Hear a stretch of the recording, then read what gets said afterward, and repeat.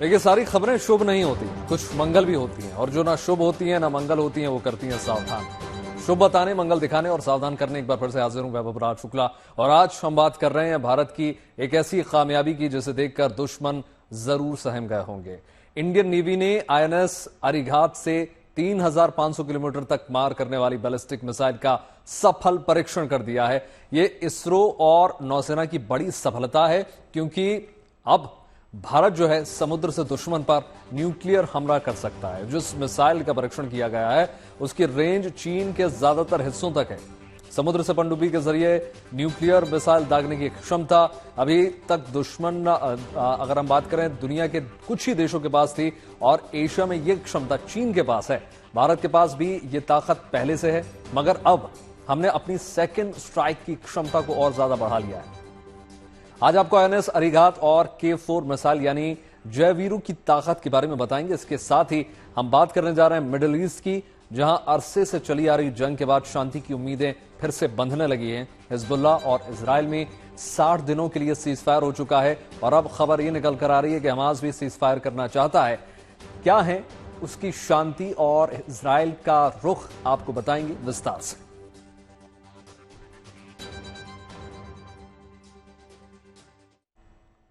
लेकिन आइए शुरुआत करते हैं देश की एक बड़ी उपलब्धि के साथ, ऐसी शुभ खबर से जिसका देश की सुरक्षा के लिए अरसों से इंतजार था। इंडियन नेवी ने INS अरिघात से लंबी रेंज की बैलिस्टिक मिसाइल का सफल परीक्षण कर लिया है। यह मिसाइल देखिए न्यूक्लियर हथियार ले जाने में सक्षम है पूरी तरीके से, यानी अगर जंग में जरूरत पड़ी तो अब भारत जमीन, आकाश के अलावा समुद्र से भी दुश्मन पर लंबी दूरी की तक परमाणु हमला करने में सक्षम हो गया है। रिपोर्ट देखिए जरा।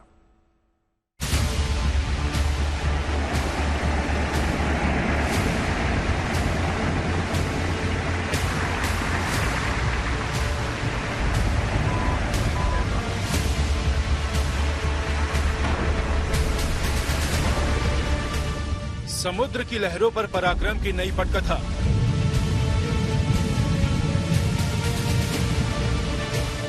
पहले न्यूक्लियर सबमरीन अरिहंत, उसके बाद अरिघात, लेकिन अब भारत ने रच दिया है इतिहास, क्योंकि INS अरिघात से पहली बार भारत ने K4 बैलिस्टिक मिसाइल की सफल टेस्टिंग कर ली है।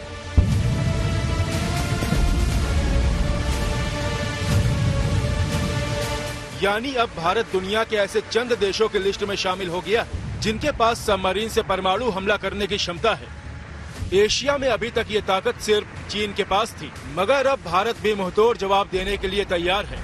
और आपको ये बता दें कि अभी ये सिर्फ शुरुआत है। समंदर में भारत की परमाणु ताकत अभी और बढ़ेगी, दुश्मनों का कलेजा अभी और थर्राएगा।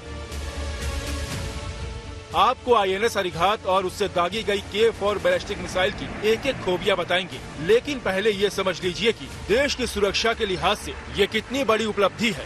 असल में K4 बैलिस्टिक मिसाइल परमाणु हथियार ले जाने में सक्षम है, जिसकी जद में पूरे पाकिस्तान के साथ साथ चीन का बड़ा हिस्सा भी आता है।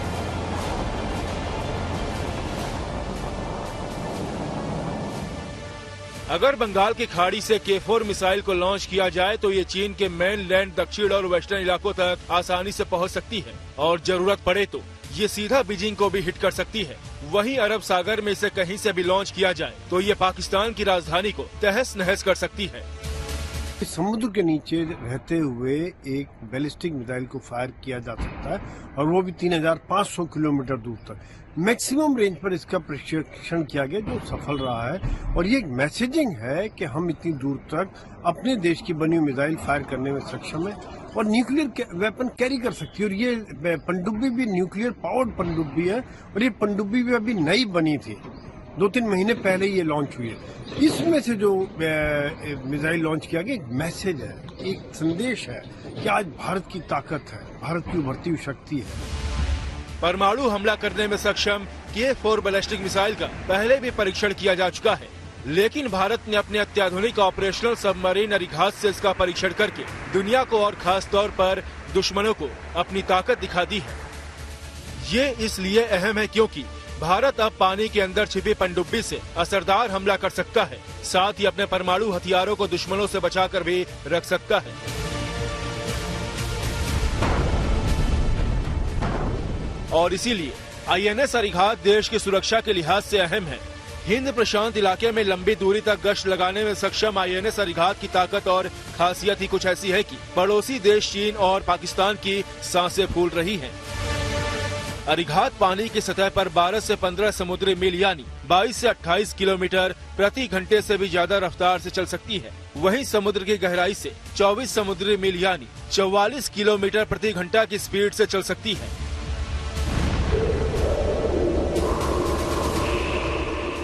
INS अरिघात मॉडर्न टेक्नोलॉजी और न्यूक्लियर ताकत के साथ साथ कई विध्वंसक हथियारों से भी लैस है, जिसका काउंटर करना दुश्मन के लिए आसान नहीं है।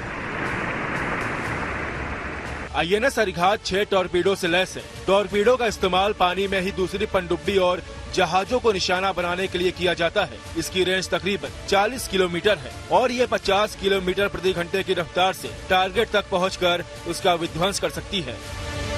आम पनडुब्बियां जहां सिर्फ कुछ घंटों तक ही पानी के नीचे रह पाती हैं, वहीं अरिघात सबमरीन महीनों तक पानी में रह सकती है। लेकिन इसकी सबसे बड़ी ताकत है इसका SLBM यानी सबमरीन लॉन्च्ड बैलिस्टिक मिसाइल से लैस होना। INS अरिघात में शॉर्ट रेंज की K-15 मिसाइल तैनात है, जिनकी तादाद 24 है, लेकिन K-15 की रेंज 750 किलोमीटर ही है। इनके साथ अरिघात पर K-4 मिसाइल भी तैनात है, जिसकी रेंज 3500 किलोमीटर है। ऐसी 8 ताकतवर मिसाइलों के साथ अरिघात दुश्मन का विध्वंस कर सकता है। मैं ये समझता हूँ कि एक जो भारतीय की नौसेना के लिए एक बहुत बड़ा शक्ति बढ़ेगी और भारत की सेकंड स्ट्राइक कैपेबिलिटी उसमें काफी इजाफा होगा। और पाकिस्तान और चाइना सोचने पर मजबूर होंगे कि आज भारत की शक्ति कितनी बढ़ती जा रही है और हम समुद्री सीमा को रक्षा करने में पूरी तरह से सक्षम हैं।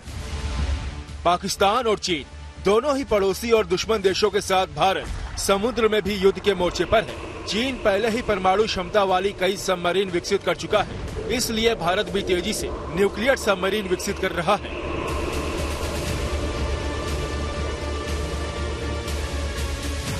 पहले INS अरिहंत को शामिल किया गया, जो K-15 मिसाइलों से लैस है। उसके बाद INS अरिघात को कमीशन किया गया, जिसने समंदर में भारत की ताकत को नई ऊंचाई दे दी, क्योंकि इसके पास K-15 और अब K-4 मिसाइलों को दागने की क्षमता है। इसके बाद भारत अपने तीसरे SSBN यानी शिप सबमर्सिबल बैलिस्टिक न्यूक्लियर या कहे कि परमाणु मिसाइलों से लैस सबमरीन को तैयार कर रहा है, जिसका नाम है INS अरिदमन। उम्मीद की जा रही है कि अगले साल की शुरुआत में ही अरिदमन सबमरीन भी बेड़े में शामिल हो जाएगी और तब परमाणु संयंत्र अरिहंत अरिघात और अरिदमन के सामने सिर उठाने की हिम्मत किसी भी दुश्मन की नहीं होगी।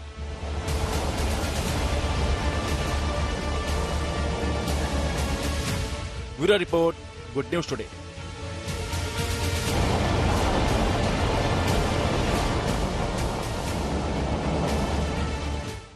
तो देखिए, भारत ने INS अरिघात से परमाणु बम ले जाने में सक्षम K-4 बैलिस्टिक मिसाइल की टेस्टिंग कर ली है। यानी अब जो है भारत समुद्र में छिपकर दुश्मन पर लंबी दूरी की न्यूक्लियर मिसाइल दाग सकता है। हालांकि इससे पहले ही भारत ने समुद्र के अंदर मिसाइल अटैक की क्षमता हासिल कर ली थी। INS अरिहंत से 14 अक्टूबर 2022 को K-15 बैलिस्टिक मिसाइल की सफल टेस्टिंग की गई थी और उसी वक्त भारत, अमेरिका, रूस, ब्रिटेन, फ्रांस और चीन के अलावा दुनिया का छठा न्यूक्लियर ट्राइड देश बन गया था हिंदुस्तान। और आपको समझाते हैं कि न्यूक्लियर ट्राइड का मतलब होता क्या है। देखिए, अगर पाकिस्तान या चीन से जंग हो जाती है तो ऐसे हालात बन सकते हैं कि दुश्मन देश पर परमाणु हमला कर दें और ऐसे हालात में दुश्मन देश भारत के सैन्य और परमाणु ठिकानों को पूरी तरीके से तबाह करने की कोशिश करेगा ताकि भारत परमाणु हथियारों से पलटवार न कर सके। इसलिए जरूरी हो जाता है कि भारत अपनी परमाणु शक्ति और क्षमता को बचाने की रणनीति बनाएगा। एक रणनीति ये हो सकती है कि भारत परमाणु बमों से लैस मिसाइल और लड़ाकू विमानों को दुश्मन की नजरों से बचाकर रखे। इसके लिए ऊंचे पर्वतीय इलाके, अंडमान निकोबार जैसे द्वीप और भूमिगत ठिकाने तैयार किए जा सकते हैं। दूसरा तरीका इसमें देखिए ये होता है कि जमीन और आकाश से दागी जाने वाली मिसाइलों के साथ साथ युद्धपोत और पनडुब्बियों से मिसाइल दागने की ताकत विकसित कर ली जाए। इसके लिए परमाणु ईंधन से चलने वाली पनडुब्बियां ज्यादातर मुफीद होती हैं, क्योंकि इन्हें युद्धपोत की तरह डुबोया नहीं जा सकता। गहरे समुद्र में गोता लगा रही इन पनडुब्बियों को तलाश करना मुश्किल काम होता है। समुद्र से पनडुब्बियों के जरिए मिसाइल दागने की क्षमता को ही न्यूक्लियर ट्राइड कहते हैं। जो अब भारत के पास मौजूद है। यह देश को सेकंड स्ट्राइक की क्षमता प्रदान करती है, यानी अगर जमीन पर स्थित ठीक नहीं है, स्थिति खराब है, तो पानी के अंदर से सबमरीन हमला कर सकती है। परमाणु ईंधन से चलने वाली आईएनएस अरिहंत और आईएनएस अरिघात दोनों से न्यूक्लियर बैलिस्टिक मिसाइल दागी जा सकती हैं और इसको पानी के अंदर तलाश पाना दुश्मन के लिए लगभग नामुमकिन है। चलिए अब आपको बताते हैं K4 मिसाइल के बारे में। K4 SLBM एक इंटरमीडिएट रेंज की सबमरीन से लॉन्च होने वाली परमाणु बैलिस्टिक मिसाइल है। इससे पहले भारतीय नौसेना K15 मिसाइल का इस्तेमाल कर रही थी, लेकिन K4 उससे ज्यादा बेहतर, सटीक और आसानी से ऑपरेट होने वाली मिसाइल है। यह मिसाइल देखिए 17 टन की है और 39 फीट लंबी है और ये 2500 किलोग्राम वजन के स्ट्रैटेजिक न्यूक्लियर हथियार ले जाकर उड़ान भरने में पूरी तरीके से सक्षम है। 2 स्टेज की यह मिसाइल सॉलिड रॉकेट मोटर से चलती है। इसकी ऑपरेशनल रेंज करीब 4000 किलोमीटर है। 15 जनवरी 2010 को विशाखापट्टनम के पास पानी में 160 फीट के अंदर पॉन्टून बनाकर इसका बाकायदा सफल डेवलपमेंट लॉन्च हुआ था। मार्च 2014 में पॉन्टून से ही पहला सफल टेस्ट लॉन्च किया गया था और इसके बाद 7 मार्च 2016 में दूसरा सफल टेस्ट लॉन्च हुआ। जनवरी 2020 की अगर हम बात करें तो उसमें पॉन्टू से ही 3500 किलोमीटर रेंज से लिए गए 5वीं और 6ठी बार सफल टेस्ट लॉन्च किया गया था। तो ये पूरा अपडेट है। साथ ही साथ देखिए आपको यह भी बता दें कि देखिए मौजूदा दौर में SLBM यानी समुद्र में सबमरीन से चलाई जाने वाली मिसाइल सुरक्षा के लिए बहुत जरूरी मानी जाती है। हालांकि ये ताकत दुनिया में भारत समेत सिर्फ 6 देशों के पास है। अमेरिका और ब्रिटेन के पास ट्रीडेंट D5 मिसाइल है जिसकी रेंज जो है 12,000 किलोमीटर मानी जाती है, जबकि फ्रांस की M51 मिसाइल की रेंज जो है 10,000 किलोमीटर है। रूस के पास R29 RMU सिनेवा है जिसकी रेंज जो है 8,000 किलोमीटर है। तो चीन के पास JL2 है जिसकी रेंज भी 8,000 किलोमीटर है। भारत के पास देखिए K15 और K4 हैं जिनकी रेंज 750 से लेकर 3,500 किलोमीटर तक है।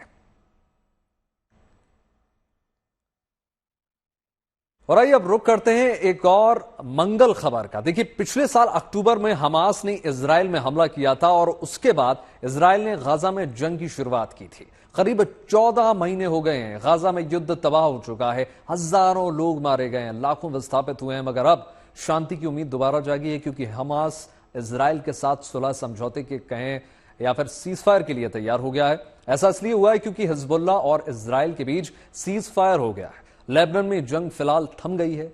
तो क्या अब गाजा में भी जिंदगी मुस्कुराने वाली है? रिपोर्ट देखें जरा।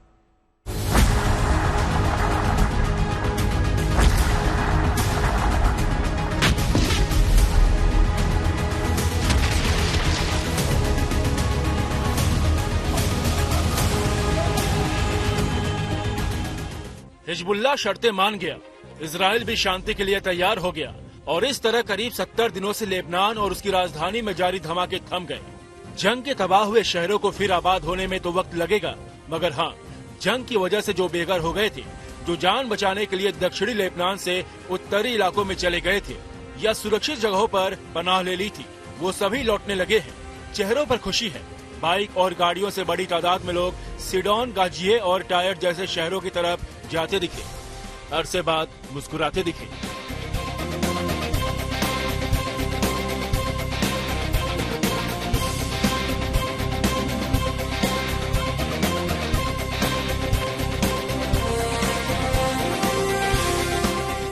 लेकिन क्या ये खुशी गाजा की जमीन और उसके बाशिंदों को भी नसीब होगी? क्या हिजबुल्लाह की तर्ज पर हमास भी जंग रोकने के लिए तैयार हो जाएगा? ये लाख टके का सवाल है। खबर है कि हमास भी इजराइल के साथ सीज फायर के लिए तैयार है, मगर उसकी कुछ शर्तें हैं। सीज फायर के लिए हमास ने इजिप्ट, कतर और तुर्की से संपर्क किया है। सूत्रों का कहना है कि हमास सीज फायर के लिए इजराइल के करीब 100 बंधकों को रिहा करने को तैयार है, मगर बदले में 1000 फिलिस्तीनी और हमास के लड़ाकों की रिहाई भी चाहता है।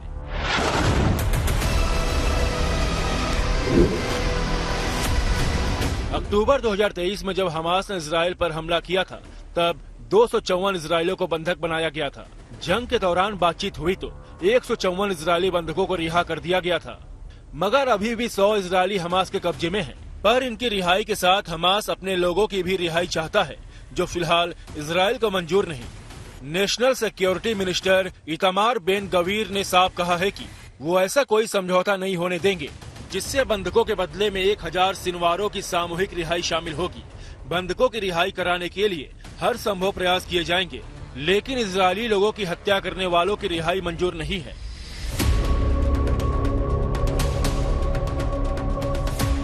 हालांकि हमास की तरफ से सीज फायर के ऑफर के बाद इजराइल के बंधकों के परिवार वाले खुश हैं। उम्मीद बंधी है कि जल्दी ही उनके अपने वापस लौट आएंगे, लेकिन इजरायली सरकार और नेतन्याहू के रुख को देखते हुए ये इतना आसान भी नहीं लगता। हाँ, ये जरूर है कि जंग से हिजबुल्लाह के पीछे हट जाने के बाद हमास के लिए अब देर तक मोर्चे पर टिके रहना नामुमकिन है। उसके तमाम कमांडर और लीडरशिप पहले ही खत्म हो चुकी है।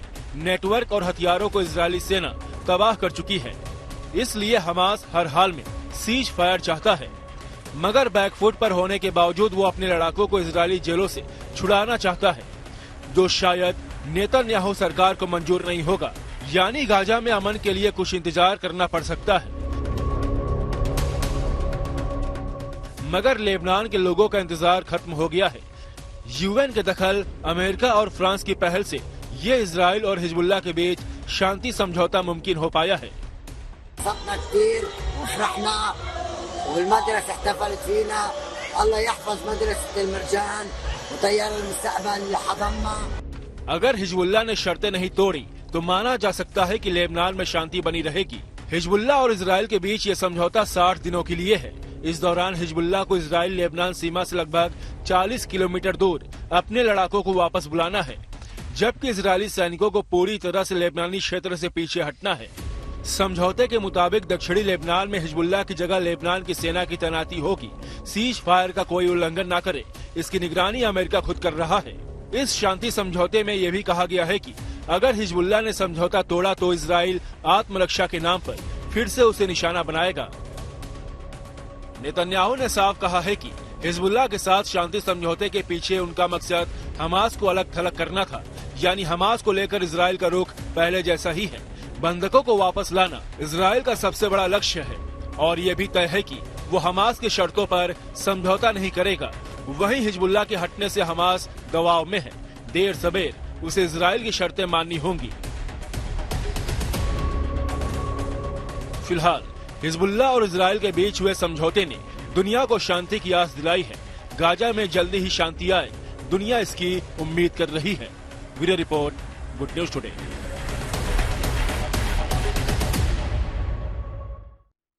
तो फिलहाल इस विशेष कार्यक्रम में इतना ही। देश और दुनिया की तमाम पॉजिटिव खबरों के लिए जुड़े रहिए गुड न्यूज टुडे के साथ। नमस्कार।